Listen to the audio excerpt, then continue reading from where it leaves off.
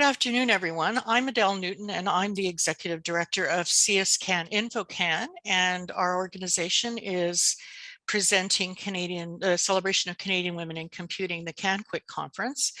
And it's my real pleasure this morning to host this panel of 4 wonderful women who work in computer science and representing both industry and academia, to talk about their careers, their career paths, and to give advice to the people who are on as participants today.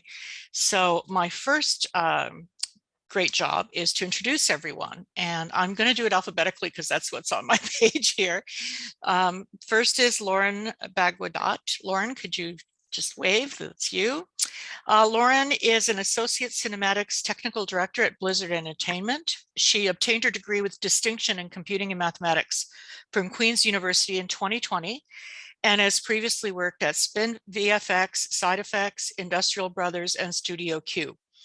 With credits in the industry standard 3D animation software Houdini, the pilot episode of Remy and Boo, and the upcoming Diablo Resurrected, Lauren is passionate about all parts of the storytelling art pipeline. Welcome, Lauren. Then we have Audrey Gerard from Carleton University. Dr. Audrey Gerard is an outstanding researcher in the field of human-computer interaction, and she leads a multidisciplinary research team that considers how people use tangible devices and technologies, understands their applications, and studies their social acceptability. Audrey is a pioneer of deformable user interfaces, in which she considers general applications and those focused on accessibility. Her work is published at top venues in human-computer interaction, including ACM-CHI, ACM-WIST, ACM-TEI, and has been picked up broadly by her peers. Her H-index is 22, so you have to tell us what that means. It has over 2,400 citations to her work. Her record of training is exceptional, with 87 undergrads, 19 master's students, 5 PhD students, 2 postdoctoral fellows, and 4 RAs trained or being trained. Her trainees are also extensively published and have graduated with great outcomes.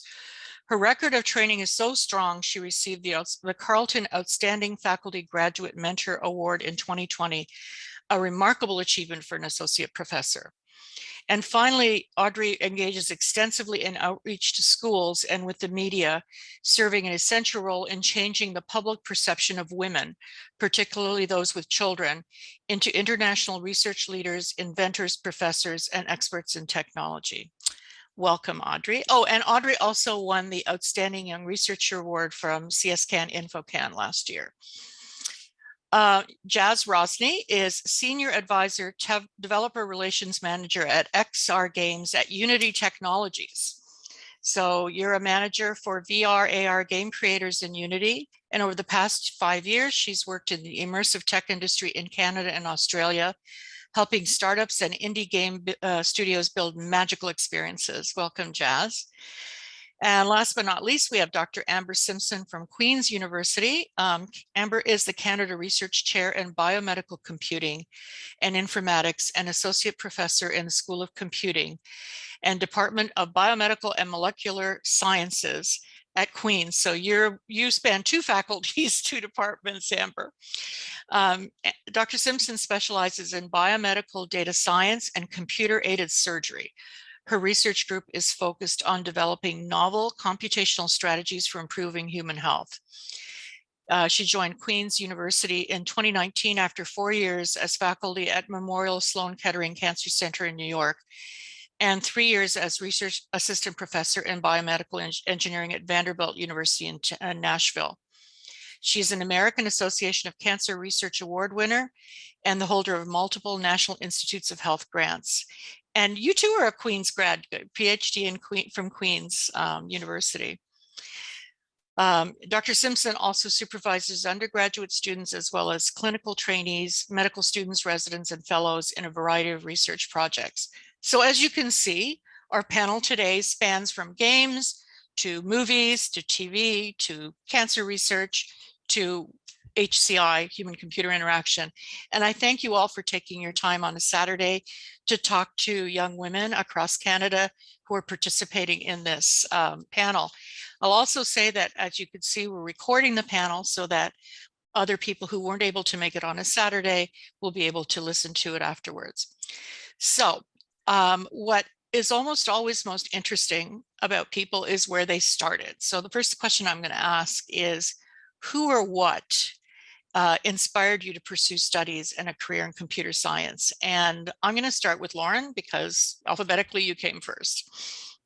Actually, I would say Professor Gabor Fichtinger from Queen's University was the one who inspired me to pursue computer science, because I didn't even know there was a science to computers until I went to a Queen's open house and I heard him talking about it. And he said it was very logical, and that sold it for me. So you were still in high school? Yes. Great. So I just finished, and then I was looking into schools, and I went to Queen's, and I heard about him talking about the biomedical computing program. Oh, so Amber's the program that Amber works in as well. Okay. Great. So Amber, what inspired you? Or maybe you didn't start off starting with computers. You know, I'm a working class kid from a small town in Ontario, and I just really wanted a career where I could have a job.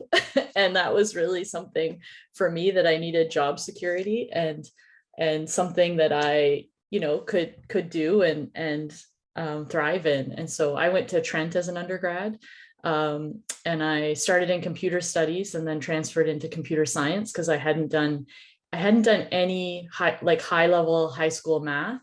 So I had to take it all as an undergrad. And so that was a bit of a challenge. But it was just really, you know, I'm a working class kid and I've always just had to work. And I always used to say, like, I worked in various restaurants all through high school and in my early undergrad years. And I just always wanted a job where I didn't have to have a shower at the end of the day. Because I didn't smell like every type of food from the kitchen. And so even now, you know, when things get tough at work, you know, I always just think to myself, I'm a computer scientist. I don't need this. I can go, you know, for some maintain their website and it would be fine. And so it's very liberating to know that you're highly employable, right? And you can just get out of whatever you're into and just work somewhere and everything is okay because you can put dinner on the table. Now, when you were waiting tables, if someone had told you you'd be teaching medical students later in your life, what would you have thought? I mean, I'm someone that never thought ahead really far. I never really said to myself, I'm going to set these goals and go for these goals. It was really like, I want to go to grad school. Okay, I'm going to go to grad school. And I just took the opportunities as they came. I didn't plan the opportunities. And some people are really good at saying, by this age, I'm going to do this, and they fulfill that. That was not a path for me. Like, I never would have thought I would live in New York City for an extended period of time. Like, who would imagine that, right? And then I did that, and I worked at the best cancer center in the world. And that was just something, you know, you just have to be open to the opportunities when they come and say yes to them. That's great. Jazz, what about you? So my background is actually in finance. And after working in that industry for a very long time, I realized it wasn't exactly for me. And by fluke, someone showed me a virtual reality headset and how to use it. And so they put me in a game that literally blew my mind. It was kind of like an art sandbox game. And as soon as I put on that headset, I was like, this is game changing. This is the future. This is what I want to do. And so from there, I moved to Australia and I started working for a VR game studio. So you didn't study computer science in school? No. But here you are. Yes, here you are. Exactly. Great. And Audrey, what about you? So I always liked sort of science, but I'm also very, I don't know, like artistic, but more in the hobby side. Like, I'm not an artist, but I like to build stuff and just play around with all sorts of various mediums and stuff. And I took a computer science, very intro kind of in CEGEP after CEGEP is in between high school and undergrad in Quebec. And it was really fun. We were doing stuff in Excel, but we were doing Visual Basics, and it was just making little things that was so fascinating how it worked on its own.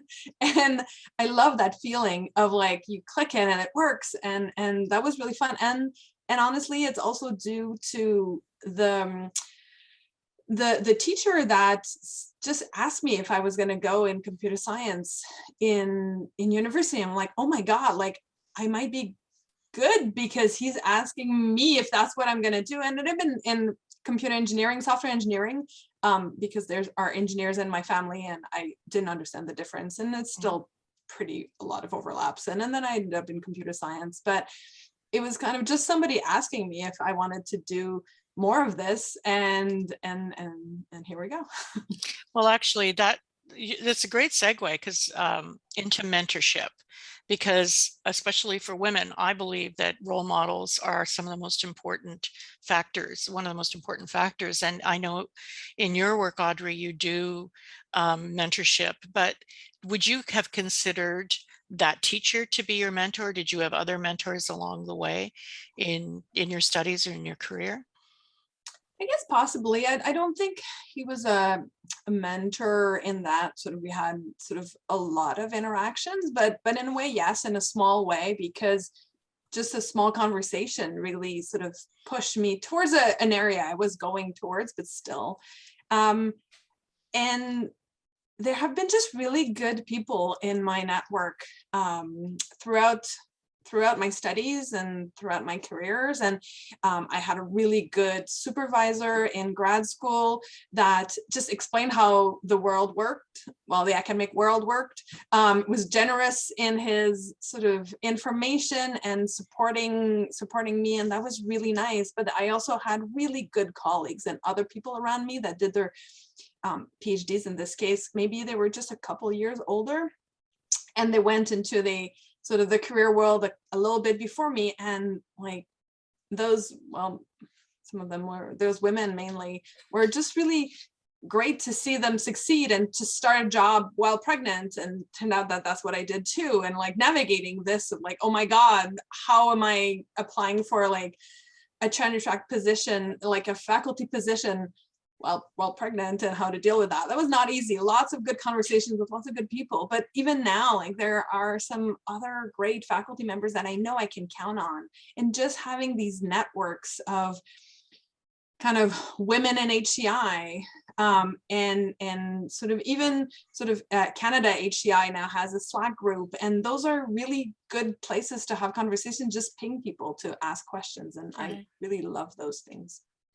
Often you hear this as part of your career, but often in having these conversations, there have been other mentors along the way. And I'm going to go to Amber and see, did you have mentors along the way? Certainly, I'm sure you did in your career, but also who encouraged you growing up to study and go forward? I'm pretty self-motivated, and I'm pretty competitive with myself.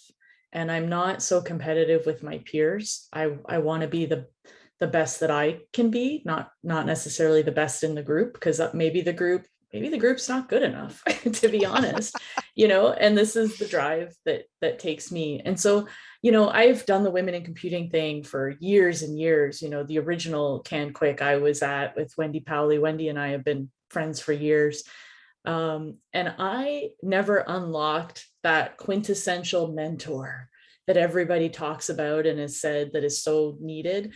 What I had was pieces of different people. So, a piece of this person that I think really resonated with me, and a piece of this person. And I think it took me a while. So when I got down to the US, there's a couple of people now that I'm still in contact with. And as I've risen in my career, people also start to see a benefit from you, and that's why they mentor you, right? Because there's something that you can be useful to them. So there's a bit of a reciprocal relationship going on. But I never had like this person that was just ushering me through my whole career. And you do see that with people. I see that particularly with men in grad school, but that was not something that ever really happened to me. I had like little pieces of lots of different people. Mm-hmm. Well, that works too. Obviously it did for you. Yeah. I mean, you have to, it's your life, and you have to drive it. Right. Lauren, what about you? I would say that I have too many to count, and it increases monthly. So definitely my parents, they were always pushing me to take my academics seriously and do the best I can.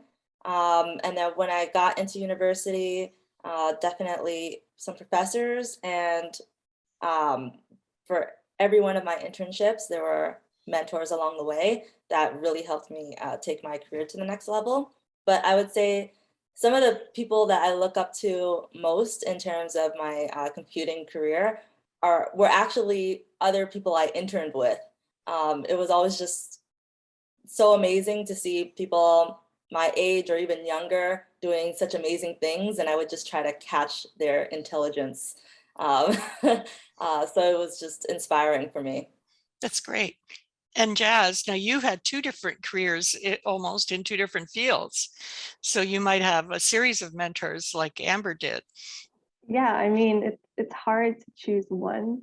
You know, throughout our lifetime, there's so many people that influence you and touch you in different ways that similarly, I don't have one, but I kind of wanted to talk about the one that's most prominent in my life today.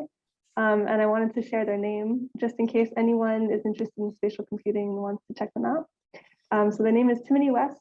They're actually the VP of Virtual and Augmented Reality at Unity. And what I love about Timony is that they're very good at being able to describe the future of spatial computing and give you really something to be excited about. And they are my role model because I kind of want to be able to live in that future with them and be able to describe it in that way. So if anyone's interested, I would highly recommend checking out Timony West. They have some great talks on YouTube. Oh, that's great. Thank you. And similarly, I know, Audrey, you're doing some work with young women, and we're going to go back to this question about advice, but to give to the people in the audience. But before we do that, I wanted to talk more about your career. So Jazz, what would you say is the most satisfying or exciting career achievement so far? That's a really hard question. I think for me, the most fun and challenging career achievement would be in Australia, helped release a virtual game. And this game is actually called Richie's Plank Experience. The premise of the game is that you get into an elevator, you go up 80 stories high, and you walk the plank. And so it's very amusing to see people scream and fall from that experience. And you know, for me, releasing that and getting messages from people around the world explaining how, you know, it changed their viewpoint of VR or how they used it to help overcome fear, their fear of heights. I think it was really special to see that from beginning to end and to be part of that with the team. Someone just put in the chat, that game is terrifying. I loved it. And how long had you been in the business when you made that achievement? About a couple of years. So I dabbled in VR. I volunteered for a few organizations, and I got picked up by this company and helped them build this. Wow. Amber, what about you? What's your, if you had to point to one or two things, what would it be? I don't know. I feel like I'm still getting there. I feel like I still have work to do. I mean, it's a lot of fun right now, getting young people involved in the kind of work that we do in the lab and getting them excited and having them realize that you can actually change the world and you can do that as part of your career.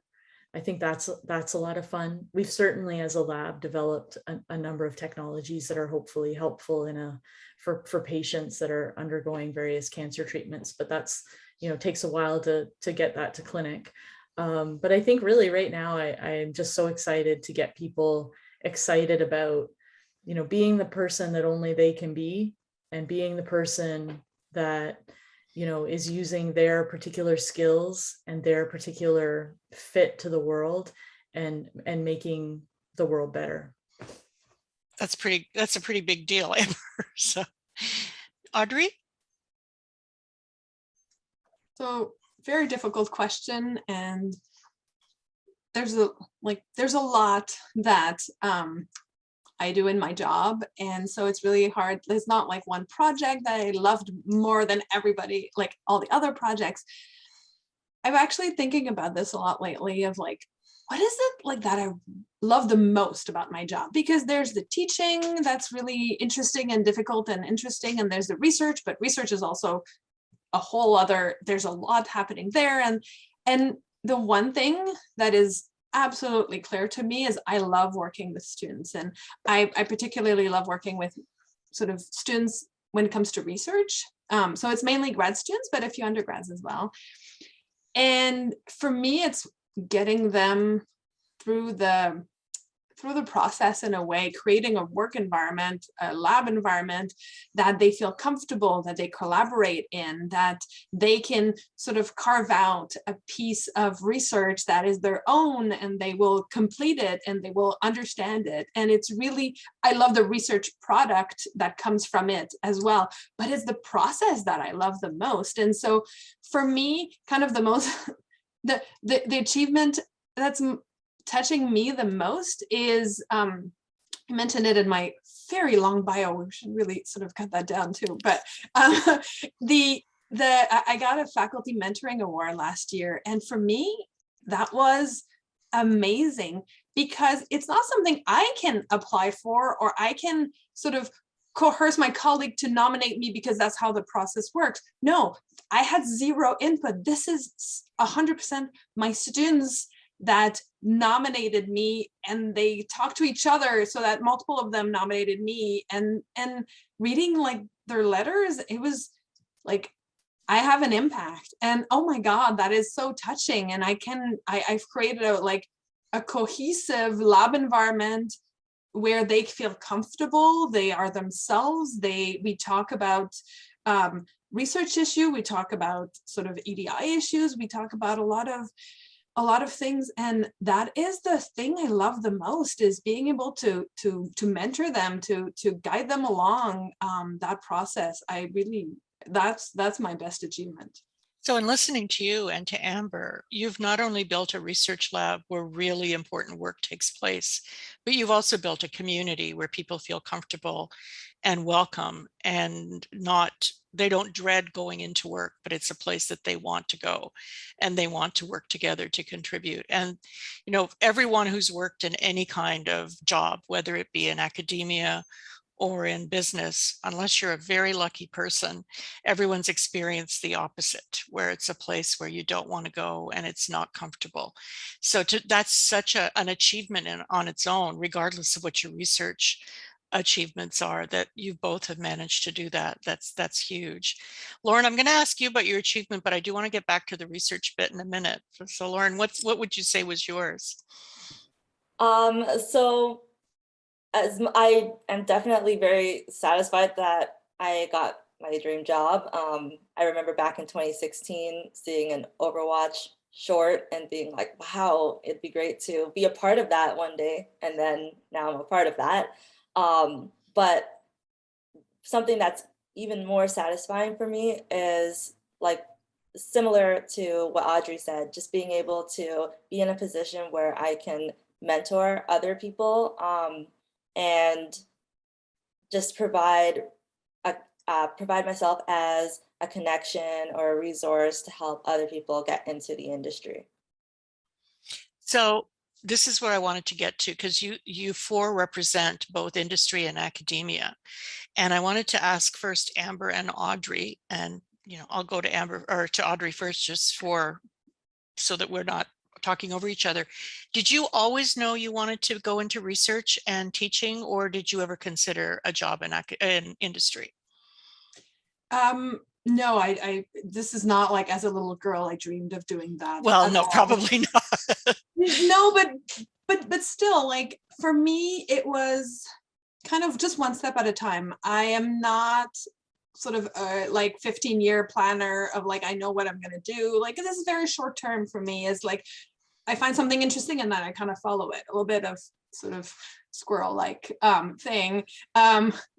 There's a theme to what I like, of course, but it really very much is. I started undergrad and I'm like, oh my God, this is such a hard first year. I had a rough time. I'm gonna make it to 4 years and then we'll see. And then I got towards the end, I'm like, ooh, this is actually kind of fun. I was good at school.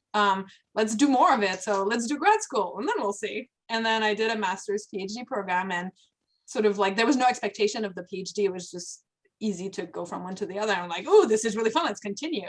And it's just been that. And in grad school, I realized that I loved research. And so I wanted to do more of it. And so there is academic style research that is done in industry, but not a lot in the geographical locations I wanted to be at. There's I'm from Montreal, there's a little bit there.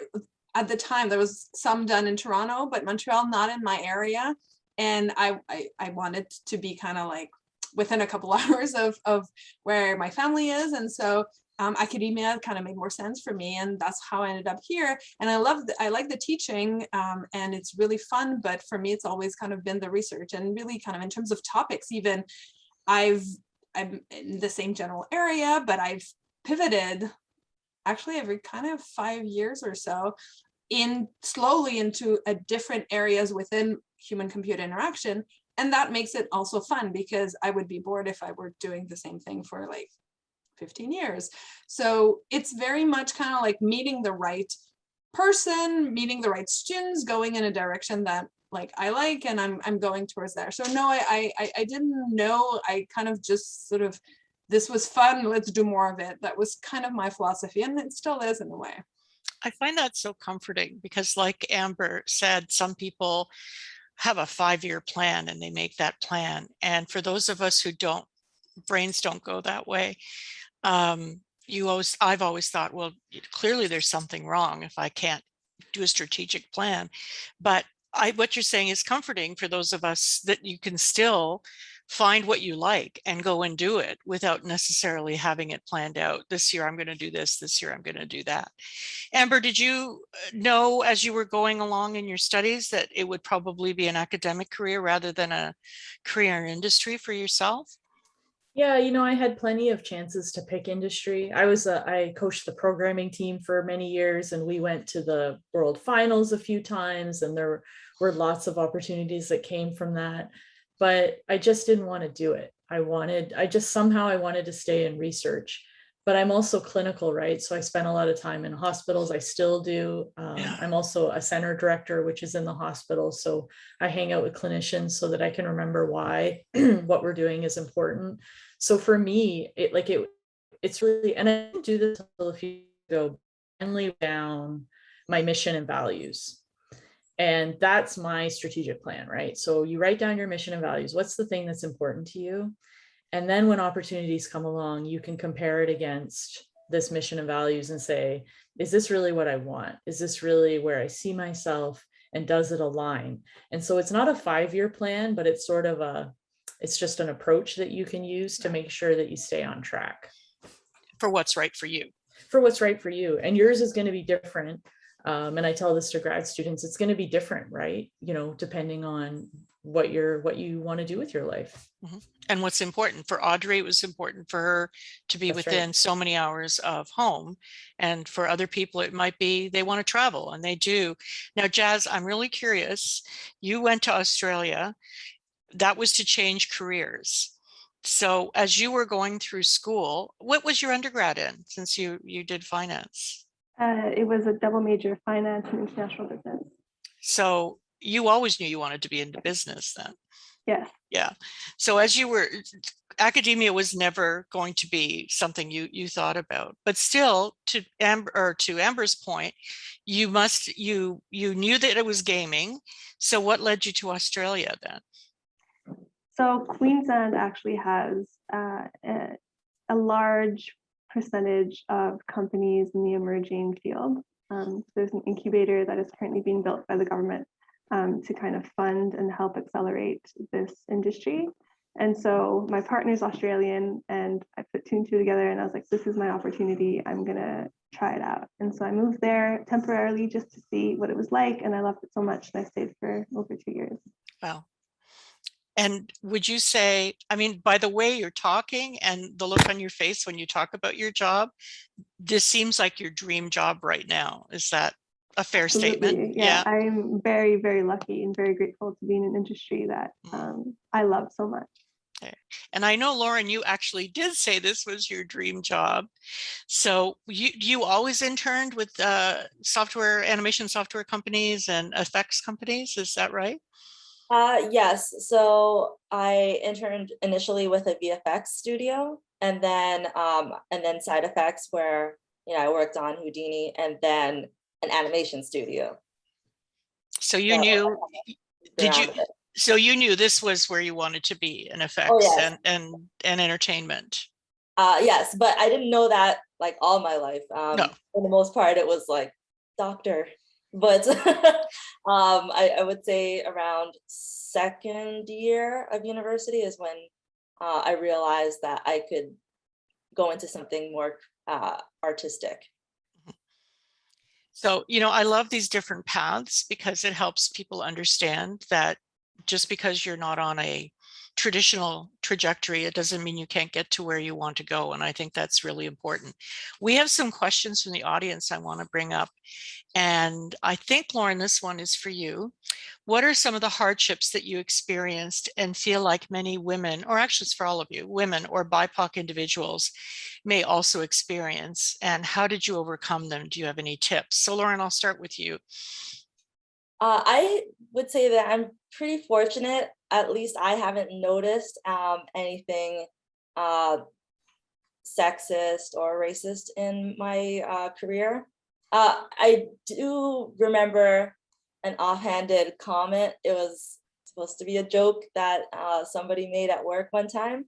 But I would say I dealt with it by just always doing the best that I can and just showing that I deserve to be here. I work really hard, and just being myself. Yeah, it's really tricky because the situation varies for different people. I hear a lot of the time that that working in tech, because it's mostly male dominated, you have guys who mistreat the minority population of women. But personally, from my experience, I have been fortunate enough not to encounter that too much.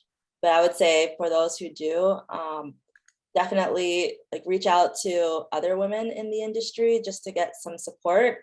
And remember that, you're here for a reason. You know your stuff and you're killing it, and just keep going. Audrey, well, it is a male dominated industry for sure. HCI, is it as male dominated as some of the other sides of computer science, Audrey? No, I think it's one that's a little bit more balanced, but it varies. I think human-computer interaction has the advantage of being kind of wider in topic, and it is sort of technical and from computer science, but it's also about design, and there's also kind of more of the psychology, cog-sci aspects to it that all mix them together. I came from the technical side. Since I've been at Carleton, my sort of design perspective has improved immensely because I have colleagues that are industrial design, and I teach in interactive multimedia and design programs, and that's really good. But in terms of conferences, yes, our field is a little bit more balanced, and I think that does help overall. That being said, kind of similar to Lauren, I've been fortunate enough to have not experienced many situations that were problematic. However, I still try to call out problems when I see them for other people. I was the first woman hired as a faculty member in my unit, in my department. I was the seventh. We were small, we were growing, and there are more of us now. But that is still important to point out, and that is still important to recognize situations and point them out. If you don't feel comfortable pointing them out yourself, it can be small things like just a form that is not inclusive. I had to point out one with my kids' school last weekend. Like, you can't have mom and dad fields, you have to have parent 1 and parent 2 fields. And I wrote a nice email to the school, and sort of they listened, and that was really good. And so in general, you'll find that people will listen. and that's good, but there are situations where you might not feel comfortable. So allies, friends, colleagues that will listen and will support you. And sometimes if they're more experienced or more senior, then maybe they can be the ones to bring it up. So it's kind of good to build this network of people around you so that you don't feel isolated, or you can just check in, like, did I really hear this? Or like, am I the only one that is feeling uncomfortable in the situation? Like, speak up, don't let those situations so linger and accumulate. And fester, yeah. Amber, what about you?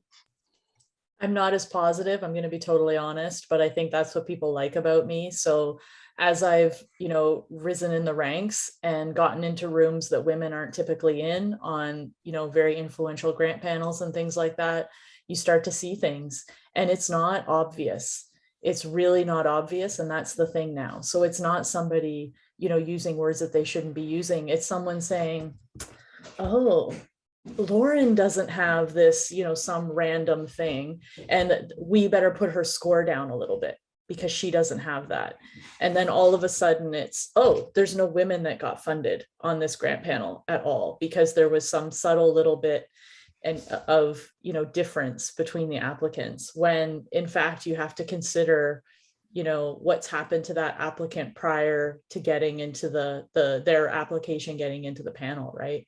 And those panels define everything about what we do in research, because money is the thing that helps us get students and all of those kinds of things. And so I've really seen it at a high level. You see it as you start climbing and you realize that there's no women around you. There's no women of color. There's no Indigenous scholars. And you think, wait a second, why is the system like this? What happened? And then you start to really figure it out. And it's like, oh yeah, because the system is not built for us. We actually don't fit this system. And I'm white, so I admit that I get into rooms that other people can't get into. But I saw this a lot in the US, and it's just as bad in Canada. We just don't say it out loud. We're a lot more passive aggressive about it. And I agree that you have to call it out. It's hard to call out sometimes because you're not always a person in power in the room. But yeah, as you climb, you start looking around and you're like, oh, there's no women here, or there's no women with children. That's the other thing I see now. So I don't have kids, right? So this is another reason why I'm able to be more productive. I haven't had to deal with childcare through the pandemic. And so my CV is going to look great after the pandemic. But what about all the people that had to stay home with their kids? And so I see that kind of thing happening now, and we're not there yet. Look around. There's no Indigenous, at different levels of power. You just don't see it. And why not? And that's an issue. And then I also see it, I'm an AI data science person. There's all kinds of work now in race-based medicine showing the ridiculousness of, socioeconomic factors that we call race, but really they're socioeconomic factors. We saw this through the COVID pandemic, right? We saw this, just the fact that people were really treated ultimately differently through the pandemic and had different access to care. And I just don't think we're there yet. It's just not solved. And I think Canada's certainly better than the US, but we have a long way to go. And, next week is the Reconciliation Day. And, I think we have to sit on that and sit with ourselves as white folks and think about, what we've done to create the world that we're currently living in. I really like what you said about subtlety. I am old enough to have been told to my face, you can't do that because you're a woman. And no one will do that now for any number of reasons, not the least of which it's against the law. But that doesn't mean it doesn't happen. So the subtlety is really difficult sometimes. And you have to go, did that really just happen? Or am I? Yeah. So I think that's it's the an important gaslighting, part. right? It's hard to get, you don't realize that it's happened. And then you're like, oh, I was just, and so now I see the gaslighting, and now I call it out, and I'm like, I saw what you just did there. But it can be dangerous to call things out. You can lose your job over it. I have done, actually, many years ago. So yeah, so essentially I did too. That was one of the reasons I came back to Canada, because someone thought I was being too mean at work. wow. On that note, Jazz, what do you think about this question? I mean, I agree with all the panelists. One thing that really hit me the hardest is the subtlety, the microaggression, really, to the point that you feel crazy. You wonder, is it me? Am I imagining things, but really you're not. And I don't have a good solution for this, but I just want to say that you're not alone, and talk to someone about it. And when possible, tell someone to ensure it doesn't happen again. It's to me, what you've all said, and I think it's part of the theme of this entire conference, is having allies, networking with people, and that if you don't have to be alone, you always have other people, and letting other people know often will make them say, oh, that happened to me too, but I was afraid to say it. So that leads into one of the other questions, which is related. How do you generally find out about really interesting job opportunities? Is it mainly networking and connections, or is it through online job postings? Jazz, I'm going to ask you first. Yeah, sure. One of the things that I strongly believe in is no matter what industry you're in, at the end of the day, we're in the people industry.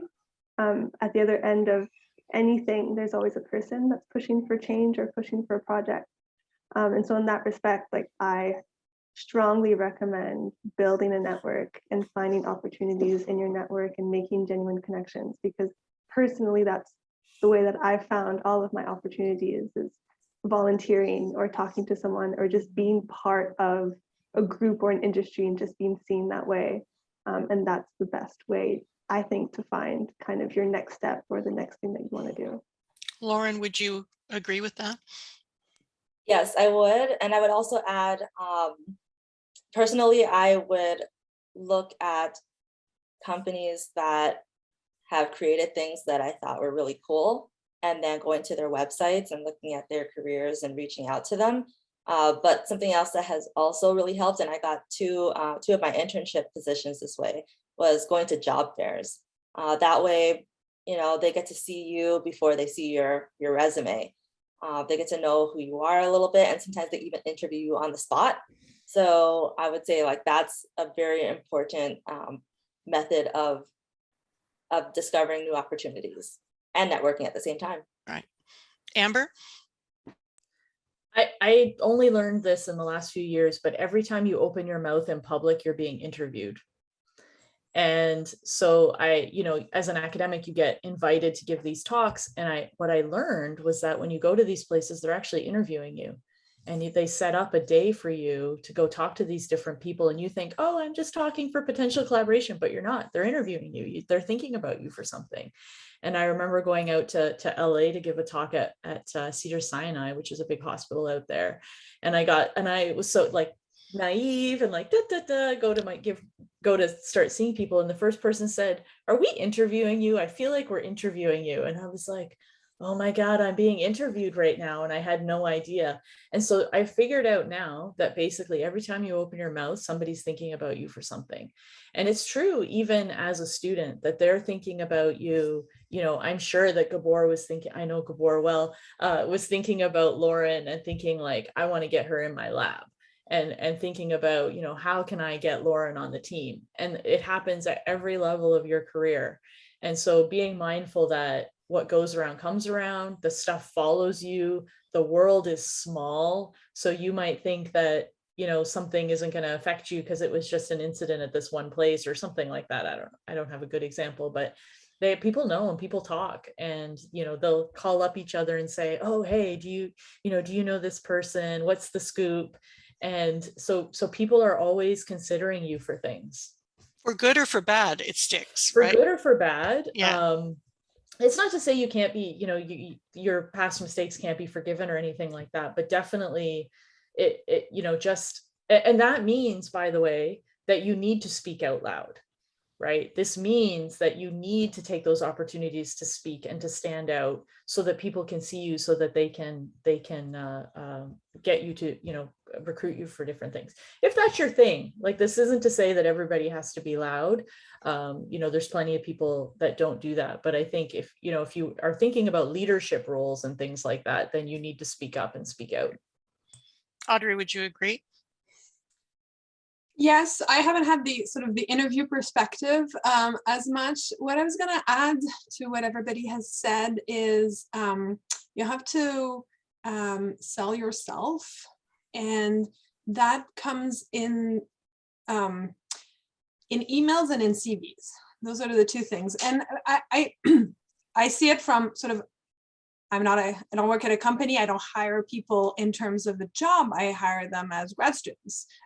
We don't pick the undergrads this way, but the grad students more or less.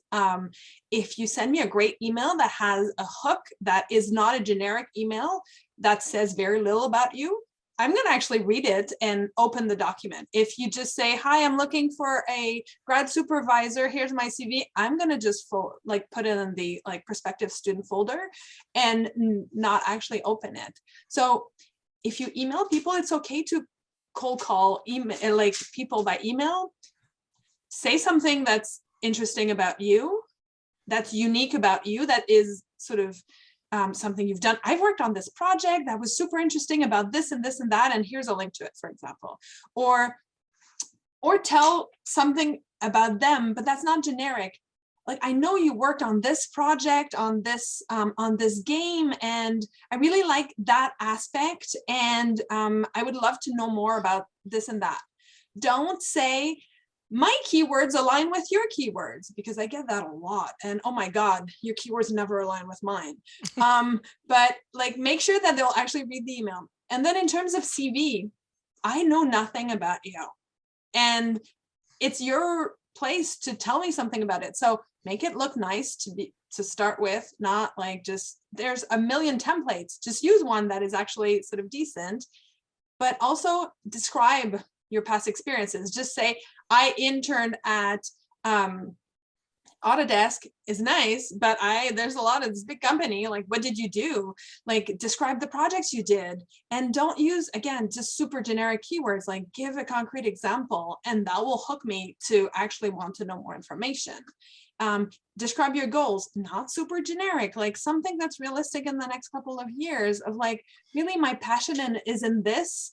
And if you have a gap, if you have a sidetrack job, that's okay. You can explain it. Look, I tried computer networks, and so those are my 2 internships, but you know what? I realized that wasn't for me, and now I don't have a lot of experience in human-computer interaction, for example, but I know that networking is not for me, and I really want to explore this further. That's an interesting thing.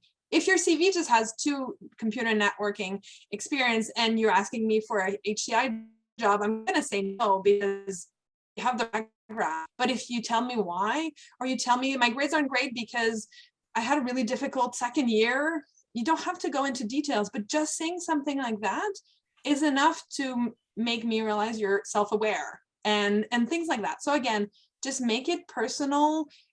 Don't give out too many details that you don't want to share. That's okay, but you need to hook people into paying attention to you. And that can be by email, that can be in person, but not everybody's as comfortable, as Amber was saying. So there's just a lot of different ways. It can be through a friend, or you're in LinkedIn and you're like, oh, I'm really interested in that company and my friend has worked there. Can you sort of facilitate an introduction? Or just say, I'm friends with so-and-so that you're friends with on LinkedIn. Could we, chat or something?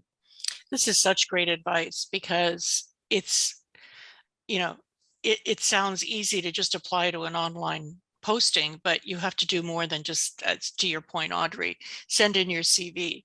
And I like what Jazz said, is we're all in the people business. In the end, we're all dealing with people. And so working that network, developing that network, whether it be peers, whether it be mentors, a mix of all, is what's really going to get you to where you are, and even let you know what's out there, right? You won't know necessarily what's out there unless you talk to other people. Here's a question. I'm a master's student and I'm not sure whether I'd enjoy a career in academia or industry more. What factors should I consider when deciding between pursuing a PhD or going into industry once graduating? What likes and dislikes align with academia versus industry? Amber, I'm going to ask you, because you've probably had the most experience seeing both sides with the work that you do. So you can do a PhD and go to industry, lots of PhDs in industry, right? So for me, I always ask students, what kind of job do you want? Like, how do you want your life to be when you graduate? So if you go to academia, you're going to have one version of a life, which you probably all know that because you've got professors now. But if you're a PhD and you go into industry, then I think the level of the job that you get is slightly different if you have a PhD. So you're going to perhaps have more leadership opportunities and more kind of upper management potentially positions, particularly if you kind of go into R&D. And so if you want to be the worker bee, and you want to like be really into doing project specific work, then you probably don't want to do a PhD because that might put you out of the right level to be considered for those roles. So I think it depends. Like I always think of it as the PhD buys you more independence in your career, but you might not want that, right? And that's okay. That's great advice. Does anyone else have anything? Audrey, do you advise your students one way or the other? Do they come to you with this question? Yes, and I actually know who posted this. She's not my student, but she's in our program. I would say to her and in general, have conversations with your supervisor. It doesn't imply that you have to do your PhD with them. It's like I encourage my students, if we work well, then great. Maybe the PhD with me is good, but it's awesome when you go outside and we can recommend other people to talk to as well. But the master is a great sort of preview. So see what you think about that, because it's another sort of like 4 or 5 years to invest. And if you're not committed, the PhD is not for you. And so like, do you like the research process? You can change the topic of your research, but do you like the research process? Have you explored kind of like all aspects? Are you publishing? Or have you tried? And if there hasn't been an opportunity, ask your supervisor, because there are a lot of like small things that we can publish, like master students can publish. Obviously, sort of like a full conference paper is a big thing, and that will probably come at the end, but there's usually smaller opportunities. So understand whether that's a process you like or it's really not for you. Those are really also important questions to take into account. That's great advice. We have one other question here, and then I'm going to ask you one last question myself. I'm going to start with Jazz on this one. Have you had any challenges with being recognized for the work you've done? How would you recommend advocating for ourselves once we're in the workplace? This one, it speaks to me a lot because when I was younger, I had a hard time speaking up.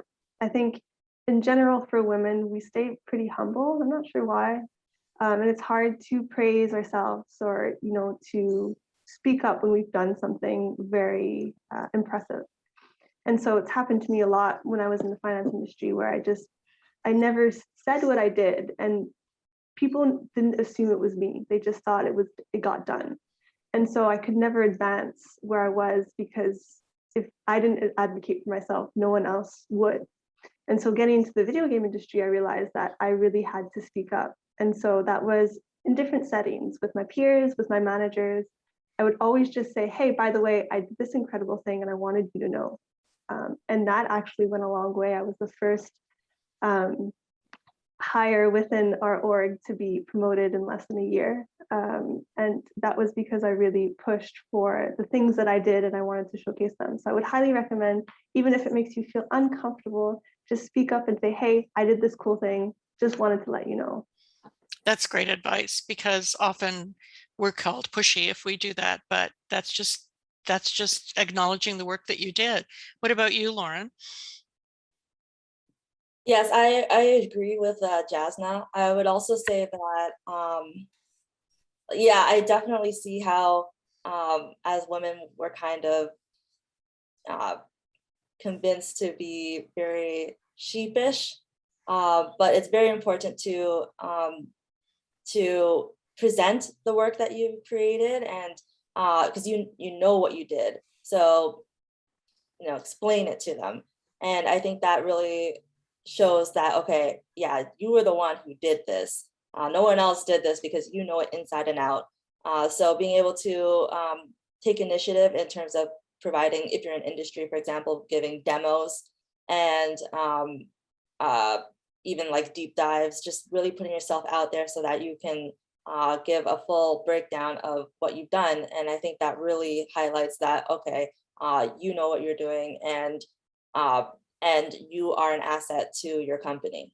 But at the same time, I do still feel like humility is very important, but not to the point where somebody says, "Oh, great job on this," and you're like, "Oh, I didn't really do anything." Like, no, don't do that.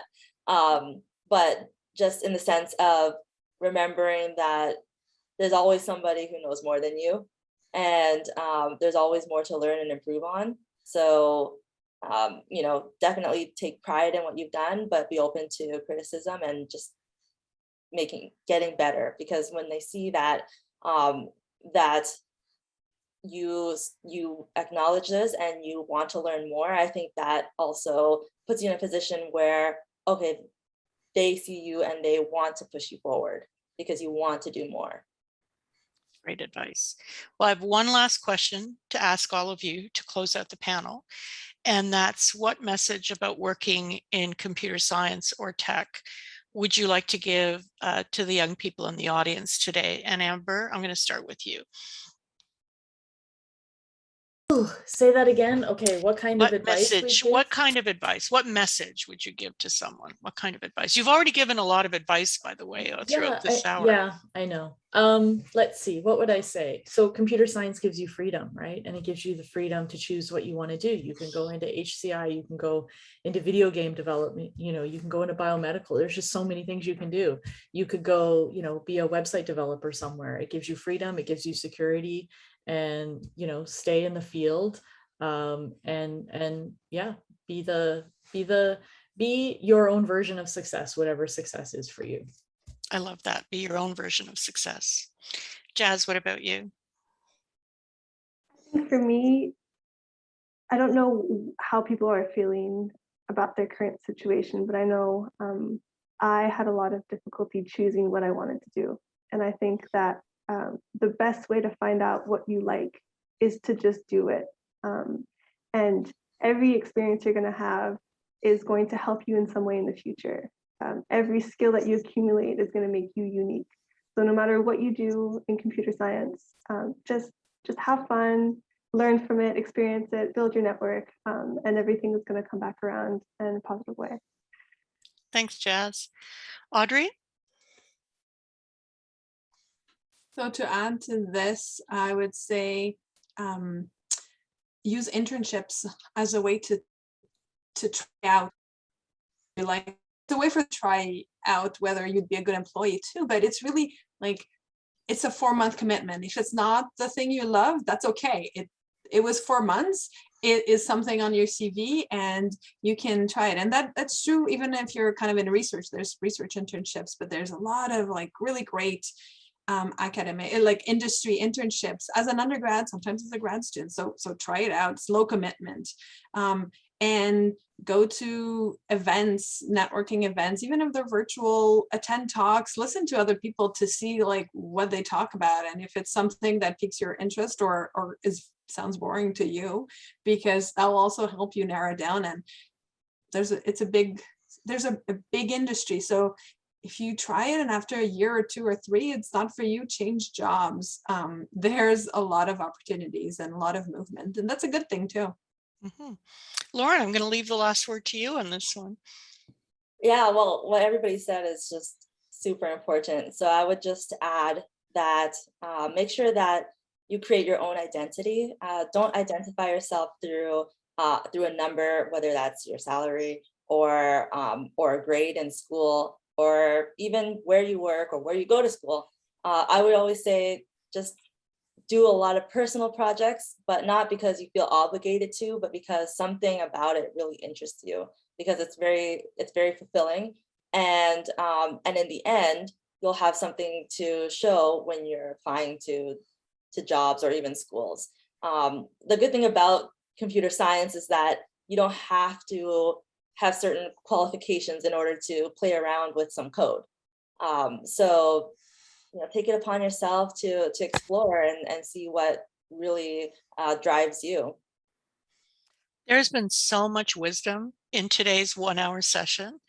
It has been fantastic, and I want to thank all of you for taking the time out of your day, out of your Saturday, and to everyone who listened in as a participant today. So thanks very much. I want to remind everyone that our final keynote speaker is coming on at 1:30 in a half an hour, and we hope that you'll join us for that. But in the meantime, thanks very much to all of you, and also Amber, to your cat, who has sat there very quietly through the whole thing. She's very tired. It's very hard being a cat in my house. Yes, she's had a hard day, but she participated too. I could see her ear throughout the whole thing. Thanks so much to all of you, and have a good Saturday. We hope to see you in a half an hour. Take care.